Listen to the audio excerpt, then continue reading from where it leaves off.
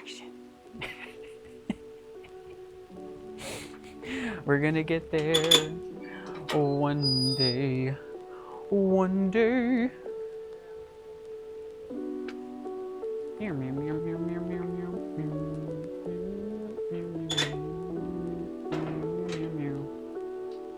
Here we go, we're on an adventure.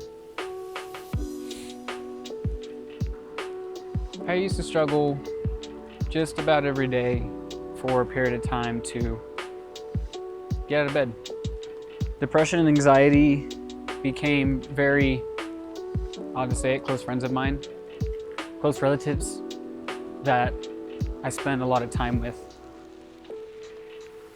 And I remember during these periods how the simplest things, like getting out of bed or brushing my teeth, or even things that normally brought me joy, like hanging out with friends, going to concerts, working out. This is a very steep little curve we got here. All the things that I really used to love and enjoy lost their flavor, which I knew was a problem.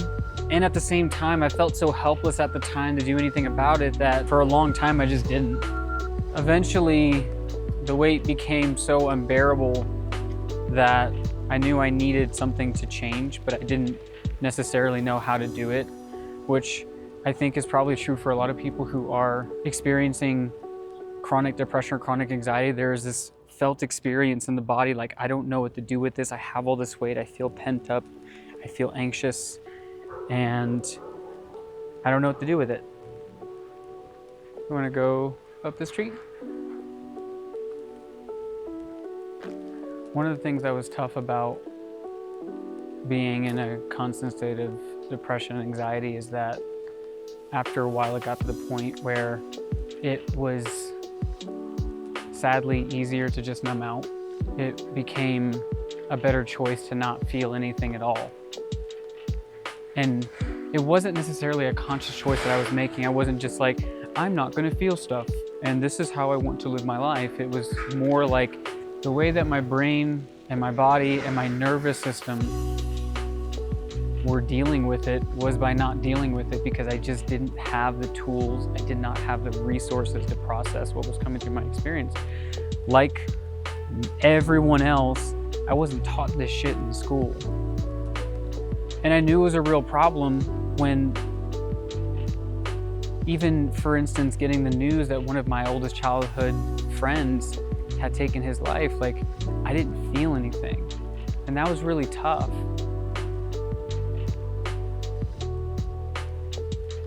I'm thankful to say that I'm not in that place anymore. I still experience bouts of anxiety. I still experience being depressed or being low or just being down. And it's not my baseline. It's not where I exist at on a normal basis. And there's so many things that went into having that be possible. I wish I could say that I knew the singular one thing. If someone did this one thing, they could cure all depression and cure all anxiety. But the reality is that I think that it's a normal part of the human experience to get down or to be sad or to experience bouts of like stress or anxiousness, like in you know, proper amounts, whatever that is, so to speak. But as a regular baseline, it's not. And there were a myriad of things that really helped me, from learning about trauma and learning how to breathe, doing cold showers, changing my diet. Like, there was so many things that went into it. But I think the thing that made the biggest difference was the moment when I decided that I wasn't going to keep running from, but actually turn towards my darkness. And instead of trying to go at it alone, which is what became my MO. My MO was, well, I'm just gonna keep to myself. No one's gonna know. My family won't know. My friends won't know. I'll hold it to my chest. That didn't fucking work. But once I did start telling my friends, once I did start telling my family, once I did start getting witness, going to different events, reading books, like doing all the things that I believed would help me to come back home, even though those weren't the words that I had at that time, eventually I did. Piece by piece, little by little, the more that I started to embrace that, oh, I have these darknesses, I have these sadnesses, I have experiences that are deeply plugged into my subconscious from my childhood, from my adolescence, from throughout my life, through my adulthood. Like, we all have these experiences where we get our ass whooped, where we didn't feel loved, where we didn't feel cared about, where it felt like life was beating us up and we didn't know how to cope. And so the body holds it, right? The body can only express the truth that it holds within. And when I started to realize, oh, okay, my body, as the name of that book implies, the body keeps score, my body's keeping score. And so instead of trying to run away from that, when I move towards it, when I continue to ask myself the question, what's one small thing that I can do for myself today? What's one small thing that I can do that will move me from like I'm immobilized in my bed to, okay, you know what, maybe a win today looks like brushing my teeth. Or maybe a win today looks like what has become a regular part of my life now. And even when I forget, I notice that perhaps the one thing that does continue to bring me back is you just got to keep moving. I just had to keep moving. Whether it's actually walking and going for a hike, or if it's moving my body, or if it's moving into the experience of pain and depression, whatever it is like just keep moving and don't allow myself to spend too long getting stuck, because there is so much beauty and so much color and so much vibrancy and so much incredibleness that there is to experience in life. But I can be in an absolutely beautiful environment. I can be in the most beautiful place in the world, and I have been. And because it felt ugly or sad or whatever on the inside, the outside, the most beautiful environments didn't feel beautiful. And so I think that the thing or the gift that we need to give ourselves is to embrace all of it, all of us as it is, and know that piece by piece, little by little, we come back home when we turn towards ourselves. And take people with you. Take the people that we love with us on the journey, because we weren't meant to do it alone. We weren't meant to heal alone. We weren't meant to transform alone. Sure, there's a certain amount of the work that we are meant to do. That's our own path to walk.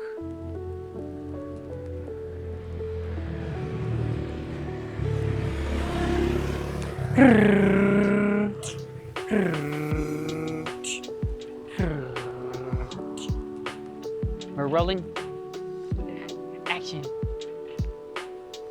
So when I say darkness, what I mean by darkness is using more of like a Jungian way of looking at it. It's more of like the shadow, because sometimes when we think like dark and light, we think like good and evil, like feeling great versus feeling shitty. And one of the things that occurred to me through this process is actually that darkness doesn't inherently mean bad, and light or lightness doesn't inherently mean good. In fact, there are aspects that we might say are light, like joy and play and love and connection, that can actually be in our darkness. And that's simply because it's unconscious, it's subconscious, it's like a part of us has been tucked away. I really love the way that the movie Inside Out depicted emotions and repressed emotions, specifically in Inside Out 2, when we have an emotion, we have an experience, positive or negative,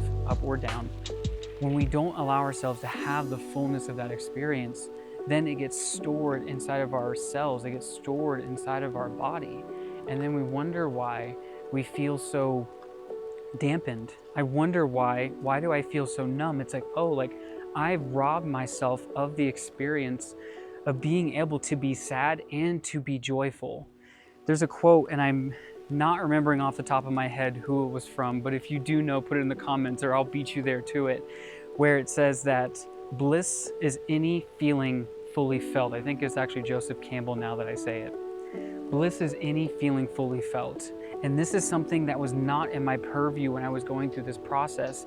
I had habituated avoiding negative feelings. I had habituated even feeling joyful feelings to the point where I had finally hit this tipping point and I was cracked open, right? Like I mentioned, my friend who passed away, like it cracked me so wide open. I grieved so hard that on the other side of that grieving, oddly enough, when I experienced one of the most saddening experiences of my life, right after that, I felt this weight, I felt this burden come off of me, and I experienced peace. I experienced joy for the first time in what felt like well over a year, if not 2 years. And I think that that is what is available to each and every one of us when we learn to turn towards our darkness, to turn towards the things that we've tucked away, that we've shamed away, that we've guilted away, even the things that light us up, is to be able to reclaim them and to be able to start to cultivate practices in our lives and in ourselves that help us to reorient towards what has us feel fully alive.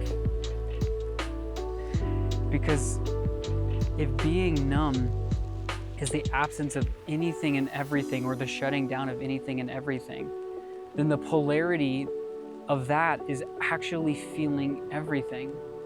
It's feeling my grief, it's feeling my anger, it's feeling my sadness, it's feeling my joy, it's feeling my love, it's feeling my connection. And I, just like anyone else, waver. I'm in and I'm out, and I'm not perfect in it, but one thing that I do know is that we all have the opportunity to cultivate practices in our lives that bring us closer to ourselves. For me, it looked like taking cold showers and taking hot showers, different things that would help me get back into my body, that would help me to regulate my nervous system, because with the connection that I made over time was that stress, trauma, and dysfunction in the body led to me going into my head. When I went to my head, I left my body. I abandoned my body. I abandoned feeling and sensation, but the things that I could do to embody, a lot of the terminology is used as somatics, soma meaning body, is doing practices that pulled me back into the body. So extreme temperatures, extreme heat, not to the point where it's gonna mess up your skin, but like extreme heat, be it a sauna, be it a really hot shower, it adds sensation, it brings me closer to my human experience. Cold as well, extreme cold, especially for those who are averse to cold, extreme cold, but not to the point of damaging the body. Also shocks, it pulls me back into my human experience. Meditation, doing something scary like skydiving, anything that I can do, breathwork. Breathwork's another big one. Any of these things that will bring me closer to my human experience, bring me back home. When I come back home, I'm able to relate with all the different human experiences that I have. So, whether you are or you have been experiencing depression, anxiety, you're processing trauma, you're processing pain, you're processing hurt in your life, one, please know that you're not alone. Please know that there are other people in this world who are also really fucking struggling. And don't make the mistake that I did and many of us make, which is trying to go at it alone. Because it will hurt more, it will hurt longer, and it will prolong the point when we can finally feel peaceful exactly where the fuck we are.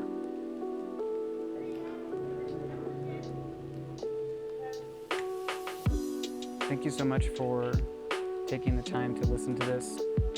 Whether you are that person who is or has been experiencing depression or anxiety or not, because if you're not, then there probably is someone in your life that is. And whether you're a person that is needing the support or you are the person that is supporting, the more that we can make space for ourselves and for each other to just be sad, to be upset, to be depressed, to be anxious, to be fucking human. I think that that's what all of us need. That's what this world needs, is to be witnessed in who we are and what we are experiencing. So thank you so much for listening, checking this out. If anything's resonating for you or something's coming up for you, or it's bringing stuff up within you, I would love to connect with you. Leave me a comment, and I will see you in a future video.